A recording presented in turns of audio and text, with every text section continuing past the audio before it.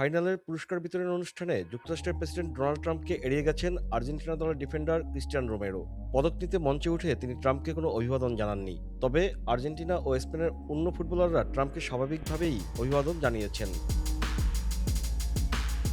রোমেরোর ট্রাম্পের সঙ্গে হাত নামানোর ভিডিও ছড়িয়ে পড়েছে সামাজিক যোগাযোগ মাধ্যমে। ছড়িয়ে পড়া ভিডিওতে দেখা গেছে তিনি ট্রাম্পের আগে থাকা ফিফা সভাপতি জিয়ান্নি ইনফান্তিনোর সঙ্গে হাত মেলান, তবে ট্রাম্পকে এড়িয়ে যান।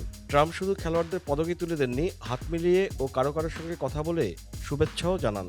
এরপর ইনফান্তিনোকে সঙ্গে নিয়ে স্পেন অধিনায়ক রদ্রির হাতে ট্রফি তুলে দেন।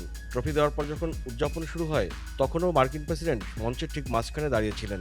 ফলে চ্যাম্পিয়ন দলের ট্রফি উঁচিয়ে ধরার ঐতিহাসিক ছবিতে তিনিও ফ্রেমবন্দী হয়ে যান। পুরস্কার বিতরণী অনুষ্ঠানে ট্রাম্পের এই উপস্থিতি অবশ্য আকস্মিক ছিল না। গত ২৩ জুন ফিফা সভাপতি জানিয়েছিলেন তারা দুজন মিলেই যৌথভাবে ট্রফি তুলে দেবেন চ্যাম্পিয়ন দলের হাতে। আগের আসরগুলোতে এ দায়িত্ব মূলত ফিফা সভাপতির একার থাকত। ট্রাম্পের পুরস্কার তুলে দেওয়া অনেকেই পছন্দ করেননি। সে কারণেই পুরস্কার বিতরণ অনুষ্ঠানের জন্য তিনি মাঠে প্রবেশ করতেই গ্যালারি থেকে দূরধ্বনি আসা শুরু করে। স্পোর্টস ডেস্ক, সিজেডেন 24।